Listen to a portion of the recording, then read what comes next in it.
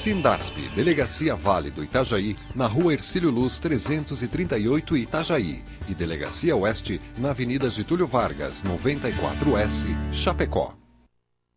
Muito bem, né? No espaço do Sindasp, nós vamos ter uma conversa extremamente interessante, falando sobre direito do trabalho, direito do trabalhador, as questões que envolvem o trabalhador. Para isso, o Sindasp enviou hoje a bacharel em Direito, especialista em Direito do Trabalho, a doutora Caroline Schwartz de Almeida. Prazer tê-la aqui mais uma vez na TV Floripa. Dois assuntos que a gente antes de meio que conversou é a questão do dissídio coletivo.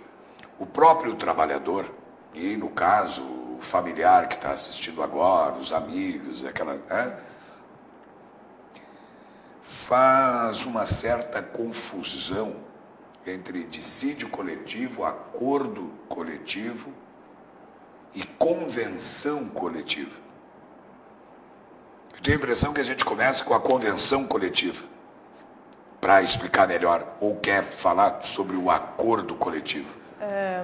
Primeiramente, eu gostaria de agradecer ao convite do Sindasp e também da TV Floripa para participar aqui mais desse momento. E é um momento muito importante, espero que a gente consiga aí, pelo menos dar informações aos trabalhadores acerca desse tema que é tão, digamos assim, perguntado, né? Que é a questão do dissídio coletivo. E aí há, como o senhor mesmo falou, muitas confusões acerca do que é um dissídio coletivo, o que é um dissídio individual, qual é a diferença, o que é o acordo, a convenção coletiva. Então eu cumprimento a todos os telespectadores e aos internautas que nos assistem. E então, abordando a questão do dissídio coletivo, primeiramente a gente tem que dizer o que não é o dissídio coletivo. Isso. O dissídio coletivo não é um dissídio individual. Sim. Por exemplo, se eu, enquanto trabalhadora, quiser entrar com uma ação contra o meu empregador, a empresa, eu vou propor um dissídio individual, né? É uma pretensão que eu tenho para que o juiz reconheça o meu direito. O juiz vai, então, analisar os meus pedidos, verificar se eu provei aquilo que eu estou dizendo que eu tenho direito e vai se valer, então, das normas que existem, claro, né? CLT, convenção coletiva, acordo coletivo, a Constituição, enfim, para verificar se realmente eu, enquanto trabalhadora, tenho esse direito. Então, isto seria um dissídio individual, seria eu, enquanto trabalhadora, ingressando com um processo judicial para requerer os meus direitos, que não estão sendo reconhecidos, digamos assim. A questão de um dissídio coletivo é quando existe uma pretensão de uma categoria de trabalhadores, existe então uma resistência ou então do sindicato patronal ou da própria empresa, se for no caso de um acordo coletivo. Ou da própria categoria. Ou da própria categoria, sim. Claro. Então, nós entraríamos enquanto coletividade, enquanto representados, com um processo no judiciário, que seria um dissídio então coletivo, para que o juiz diga se as nossas pretensões poderiam ser aceitas e até a gente poder criar outros direitos que não aqueles que nós já temos. Perfeito. Por exemplo, seria a única possibilidade do judiciário, ao meu ver, de ter o poder normativo. O juiz poderia criar, em cima daquilo que nós estamos pretendendo, digamos, nós queremos auxílio creche. Não tem na nossa convenção, até o presente momento, e nós queremos colocar, então, esse direito. O juiz poderia, analisando a nossa pretensão e analisando a possibilidade da empresa, poderia verificar se isso seria possível. Então, é uma análise de cláusula a cláusula. Cada pedido, cada cláusula, o juiz analisaria separadamente.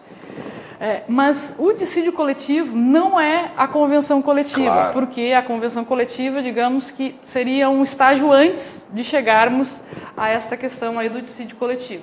Por isso que eu propus começar pela convenção coletiva. Pela convenção, certo. Mas... Porque aí a gente consegue fazer uma sequência. A convenção coletiva em princípio, e a senhora que é especialista coloca, as pretensões de ambas as partes, ou seja, o que a classe, no caso trabalhadora, quer e reivindica junto à classe patronal. E aí a classe patronal responde com o que eles alegam ser a possibilidade e tal. É por aí? Sim, é por aí. Só que nessa convenção coletiva, ambas as partes, digamos a patronal e a dos empregados, dos trabalhadores, elas conseguem compor. Se reúnem, conversam. Realmente, essa convenção coletiva consensual que nós temos, essas cláusulas, sim, vamos assinar, o Ministério do Trabalho e do Emprego homologa, isso é uma convenção coletiva. Paz. Isso. Resolvido, isso. Na database passa a valer todos os direitos. Então, não teria interferência de um terceiro agente, digamos assim. Ou o Ministério Público do Trabalho, ou então o Judiciário, para analisar qualquer questão. Claro. 2 sindicatos, no caso de convenção coletiva, ou mais sindicatos. Patronal e trabalhadores. Se reúnem e celebram, então, uma convenção coletiva. Mas tudo começa com a convenção coletiva, com o pleito na data base. Isto, exato. Pouco antes, alguns meses antes, a categoria dos trabalhadores coloca, depois de, geralmente só para a gente elucidar e até para o telespectador, como eu falei, né, possa se situar. Se reúnem os trabalhadores, no que é normalmente chamado primeiro reuniões da direção e depois extensivo à categoria em forma de assembleias. Ali é ouvida a categoria, é levado que a direção, no caso do sindicato ou dos sindicatos ou da entidade que representa os trabalhadores, desejam ver implementado, e através de discussões, o que eles querem, o pleito deles. E aí, depois dessas assembleias, é formalizada como o pedido, uma pauta, e é enviada ao sindicato patronal, ou à entidade que representa os patrões daquela categoria. Isso é uma convenção? Isso é o início de uma negociação. Digamos, nós enviamos para eles o que nós pretendemos. Boa. Eles irão marcar, ou nós, enfim, iremos marcar uma reunião onde eles também comparecerão e dirão, olha, aceitamos ou não aceitamos. Ou não podemos isso, não podemos aquilo. Por quê? Com a sua experiência já de bastante anos nessa questão, e com essa inclinação que você mesmo percebeu, né, para o direito do trabalho e, no caso, ainda para a classe trabalhadora se expor a defender e tal, e fazer valer os direitos, por que essas convenções coletivas, na maioria, não é só privilégio do serviço público, nunca termina em flores dentro do espaço? Sempre a classe patronal, principalmente, emperra em algumas questões, algumas inclusive de valores e tal, quando se sabe às vezes que o salário é muito baixo, que há uma margem para negociar e tal. Qual é o veio desse atrito permanente, anualmente? Isso se repete em quase todas as categorias, a seu ver. O que é isso? Eu entendo que os empregadores, digamos, os representantes dos empregadores, eles apostam no medo, na insegurança, no recuo. De que os trabalhadores não entendem a força que tem. Primeira parte. Porque no momento que nós sentamos numa mesa de negociação, a principal palavra ouvida pelos trabalhadores é não. Pois é. É não. Sim. Então, eu verifico que essa resistência de aceitar as nossas proposituras, primeiro em relação ao sistema que a gente vive, sistema capitalista, onde os empregadores eles querem alcançar mais e mais lucro e mais margem aí para ter uma exploração, às vezes, do próprio trabalhador. E o trabalhador não entende que ele é um ator nesse cenário e não entende, talvez, aos olhos do empregador e também do cenário que nós temos atualmente, que ele pode um pouco mais interferir nessas negociações do que interfere. Então, se os trabalhadores dependerem apenas dos representantes que estão na mesa de negociação, eles vão terceirizar uma luta. Então, se os trabalhadores realmente se mobilizarem, eles terão condições de avançar muito mais e não ouvir tantos nãos. Os empregadores também contam com um cenário no próprio judiciário, que é a questão do dissídio coletivo, onde, tudo bem, o juiz ele pode criar outros direitos, mas o que a gente verifica na prática é que os juízes são um pouco conservadores na criação desses direitos. Certo. Se não fosse dessa forma, todos os, digamos, as convenções acabariam em dissídio, que não é o caso. Sim. Nós verificamos que a luta e a questão da mobilização e a própria celebração de uma convenção ou de um acordo coletivo, sem interferência de uma terceira pessoa, do judiciário, enfim, do Ministério Público, ainda assim é melhor do que essa análise do judiciário. Mas, dentro desses instrumentos que nós temos, podemos contar também com o judiciário para decidirmos aquilo que nós não conseguimos entrar em consenso numa mesa de negociação. A doutora Caroline Schwartz de Almeida, bacharel em Direito, advogada lá do Sindasp, especialista em Direito do Trabalho, está conversando conosco aqui na TV Floripa, para você assinante, e também em tempo real pela internet para todo o planeta, sobre as questões que envolvem as negociações entre trabalhadores e classe patronal, né? E ela falou uma coisa que fica para quando a gente voltar, depois desse primeiro intervalo. Ela falou claramente aqui, e se eu estiver errado ela me corrige na volta, de que a classe patronal aposta no desconhecimento do trabalhador da força que tem. E isso me remete ao Zé Ramalho e àquela música admirável Gado Novo. Porque você não quer acreditar que os boizinhos e as vaquinhas podem ser contidos por meia dúzia de aramezinho e uns pauzinhos de eucalipto. Mas é que eles não sabem a força que tem, ficam ali. Bota a comidinha, vai lá, vai, caminha um pouquinho. Depois do intervalo a gente volta.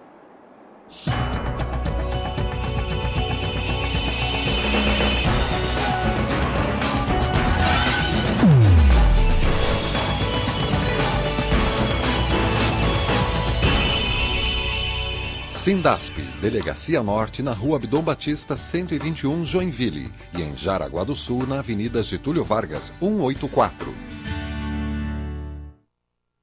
3 mitos que você sempre ouviu sobre a agroecologia, mas ninguém teve coragem de negar. Mito número 1. Alimentos orgânicos são mais caros.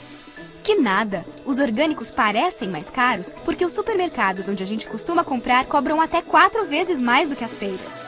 Mito número 2. A agroecologia é menos produtiva do que a agricultura convencional. A agroecologia é tão ou mais produtiva do que a agricultura convencional e ainda tem uma vantagem. A produção agroecológica enriquece o solo e é capaz de continuar produzindo indefinidamente.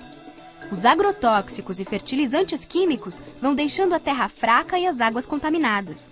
Mito número 3. Adotar a agroecologia significa voltar ao tempo das cavernas. Na verdade, a lógica de produção agroecológica é repleta de conhecimento e tecnologia. A diferença é que a agricultura convencional segue sempre a mesma receita, enquanto que a agroecologia usa muitas receitas diferentes. É toda uma enciclopédia de conhecimento espalhada na cabeça das pessoas e das comunidades. Quer saber? Mundialmente, a gente já estraga o solo de uma área maior do que o estado do Rio de Janeiro. E 24% das terras do planeta não produzem como antes. E a culpa é do mau uso do solo. Tem mais. No mundo, a gente consome 4,5 bilhões de litros de agrotóxicos. E o Brasil é o campeão. Queremos uma agricultura que possa alimentar o mundo. Sempre. E você? Como quer a sua agricultura?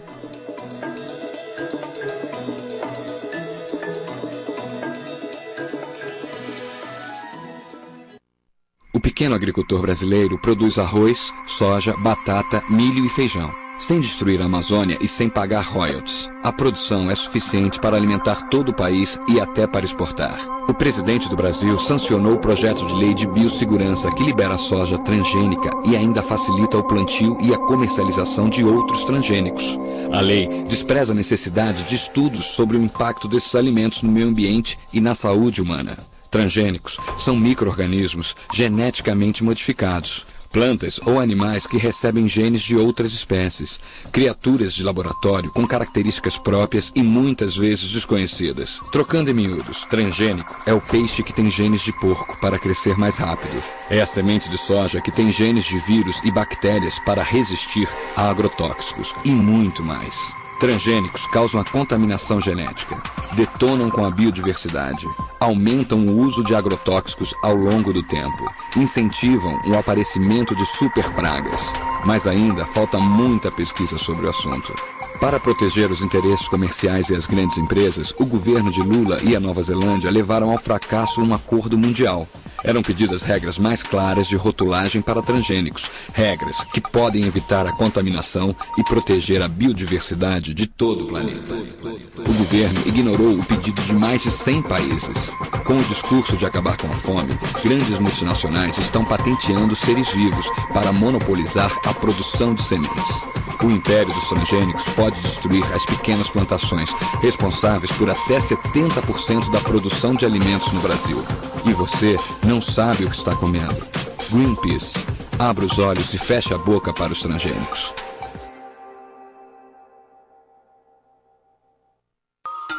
Olá, estamos começando mais um programa. Tudo muito relacionado, né? Você assiste a TV Floripa em seu computador.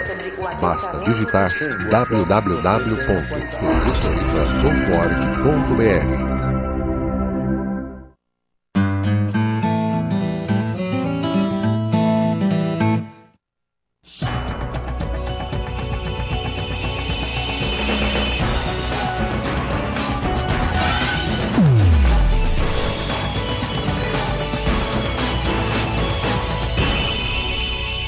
Sindasp, Avenida Rio Branco 817, Centro, Florianópolis, e Delegacia Sul, em Criciúma, na Rua Santo Antônio 141.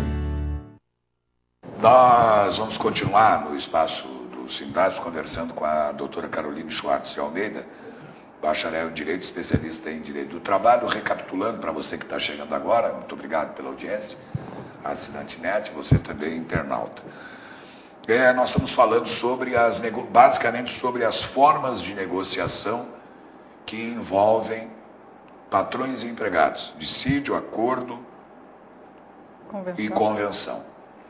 Mas eu fiz uma questão, depois que ela explicou bem já algumas coisas, e vai continuar, ela colocou que, eu perguntei por que sempre dá esse ruído, né? Se é todo ano, naquela data, tem que dar, existem índices claros, existem promessas e acordos anteriores, quer dizer, só juntar, olhar o que é, tocar em frente para que a vida siga o mais normal possível, nunca dá certo. E ela disse assim, en passant, é que a classe patronal aposta que o trabalhador não sabe da sua força. Depois ela colocou que o trabalhador não se percebe como ator muito importante, essencial no quadro geral das coisas. Se não somos nós, os trabalhadores, no dia a dia, claro que todos com as suas falhas, os seus defeitos, né? As suas insubsistências, é natural, todo mundo vai aprendendo e vai teoricamente melhorando, mas se não somos nós, a sociedade não anda. E todos, de uma certa forma, são trabalhadores, então todos têm direito a um tratamento correto. E aí eu me lembrei do Zé Ramalho, daquela música admirável, Gado Novo, né? É por aí, doutora Caroline? Infelizmente é por aí. E o trabalhador me parece que não tem a percepção da força que tem, de mobilização, de união e etc. E ainda tem uma percepção contrária, assim, digamos que é visto como um número, né? Trabalhador visto como um número sem qualquer tipo de valorização pela empresa, pelos empregadores. Então, é uma deturpação da realidade, porque o próprio trabalhador é que move, digamos assim, as empresas, claro, né, que faz. Aí a direção sentadinha na mesinha com ar-condicionado, secretariazinha, telefone, iPad, iPhone, não sei o quê. Sim, não resolve nada. Não resolve nada. Se não vier para a arena trabalhar e fazer acontecer, toma decisões disparatadas, desenvolve discussões e planejamentos irreais, caminha para um atoleiro. Não é à toa que centenas, milhares de empresas, ano a ano, fecham e aí reabrem outras e tal, por causa desses erros básicos, né? Sim. Então, é isto. E aí o trabalhador tem, talvez de propósito, essa percepção do enfraquecimento, de que é apenas um número, e tem, às vezes, um discurso de que eu não quero prejudicar a empresa. Né? Tem isso também. Claro. Então, é uma série de fatores, talvez... No que ele está correto, porque não prejudicar a empresa, porque, embora deturpado, e hoje já uma etapa avançada, desvairada do capitalismo, a coisa começou juntando capital, que é os caras lá na mesa, com ar-condicionado, e trabalho. Quem possa meter a mão na massa e fazer a coisa andar.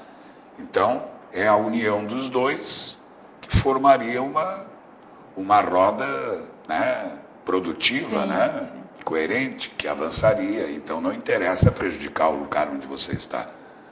Mas a classe patronal explora, expolia por causa dessa pseudo-fraqueza, por causa dessa desvantagem, me parece que é por aí. Claro que nenhum trabalhador deve prejudicar quem quer que seja, mas apenas entender o seu papel nesse cenário. É um ator também, tanto quanto a empresa. Claro. Então, ele tem que participar, ele tem que ser visto de uma outra forma, e não desta forma enfraquecida, em que os negociadores apenas dizem não.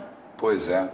Apenas dizem não, e qualquer tipo de conquista é realmente uma batalha muito grande. Então, voltando um pouco para esse nosso assunto aqui, ótimo. Numa mesa de negociação, às vezes temos essa dificuldade, justamente por esse enfraquecimento, talvez, e o judiciário, ele pode ser um instrumento para ter, digamos que nem o senhor usou, a questão da paz, né? A paz entre trabalhadores e empregadores, para realmente decidir esse conflito, porque é um conflito de pretensão com uma resistência da outra parte de aceitar aquilo. Então, o juiz, analisando os pedidos aí de cláusulas, em forma de cláusula desse dissídio coletivo, vai analisar uma a uma das cláusulas e vai aplicar aí o que entender correto. Aquilo que for... não foge muito do que a empresa coloca normalmente. Por quê? Por quê? Você falou que eles são muito conservadores e tal, mas parece que deve haver algum outro consenso para esse tipo de... O consenso no judiciário, eu vejo que está assim, nos regramentos que já existem. Existem precedentes normativos. Que já foi julgado. Precedentes, orientações jurisprudenciais. O acordo do ano anterior. Sim, então nós temos uma base aí do que já foi julgado. Julga na média. Isso, julga na média. Nunca ousa, nunca avança. Poderia avançar. Pois é. Poderia avançar, mas não é o que nós verificamos aí na análise desses acórdãos, né? Que seria sentenças normativas. Então, me parece que nós peticionando lá, requerendo as cláusulas, o juiz já tem como se fosse uma receita de bolo, instruções normativas, orientações jurisprudenciais, tendências e etc. E eles já sabem, se pedir isso, eu vou aplicar isso conforme a tendência normativa tal. Claro. Poderia se avançar mais? Poderia. É um embasamento legal, perfeito, mas acanhado, né? Sim. Para o século novo, para essas novas relações que vem avançando no dia a dia do mundo do trabalho, que está mudando, claro, né? Com certeza. E o juiz, ele poderia ser um pouco mais criativo, os tribunais. Eles poderiam realmente ir até a empresa, fazer inspeções, requerer provas e etc., para saber se aquela cláusula é viável ou não, ou se realmente... Mas também me parece que essa criatividade não é tão explorada no processo. Existe a previsão legal de inspeção, etc., mas é uma questão mais pontual e eles decidem conforme essas tendências normativas e etc. Talvez até porque a justiça, embora possa não parecer, não esteja tão bem aparelhada para realizar esse tipo de coisa como se imagina que esteja.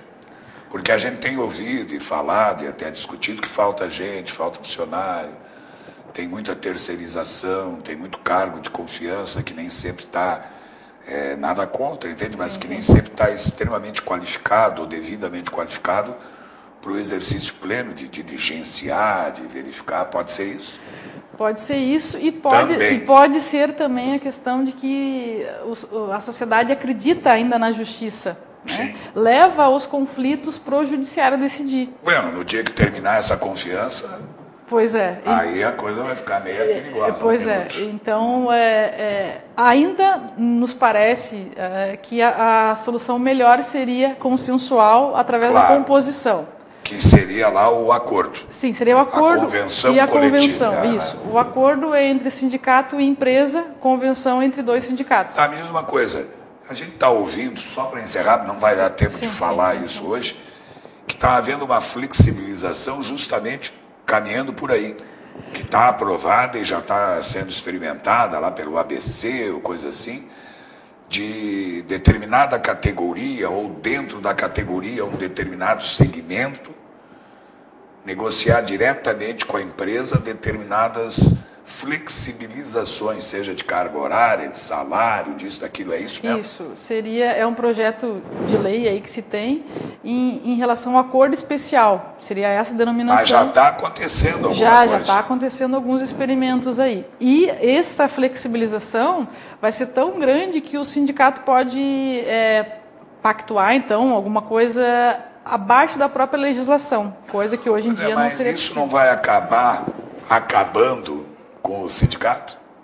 É possível. Porque uma liderança profissional pega os seus liderados e diz, olha, nós vamos exigir na nossa database, vamos pedir, ou vamos pleitear, ou vamos negociar, isso. Vai lá, peticiona para a empresa acata, conversa, se acerta, assinam, Ministério homologa. Talvez tenha essa tendência, infelizmente. Por isso que é necessário que a gente fique atento a essa proposta de flexibilização e que também nós ofertamos a nossa opinião em relação a isso. Doutora Caroline Schwartz de Almeida, um minutinho para dizer alguma coisa que pensou que iria dizer e que a gente acabou estendendo a conversa e não disse. Tem alguma coisa ou está satisfeito? Eu gostaria de agradecer novamente e dizer que estar aqui é um privilégio, até pela aula que o senhor deu aí em relação a alguns pontos e que esse assunto não acaba por aqui. É um assunto aí muito complexo e que tem algumas variantes que os trabalhadores precisam ficar inteirados em relação a isso. Obrigado a você, assinante NET. Obrigado à doutora Caroline Schwartz de Almeida, bacharel em Direito, especialista em Direito do Trabalho, nesse espaço do Sindapis. Que você continue ligado aqui com a gente na TV Floripa, a TV que você vê, ouve e sente a diferença.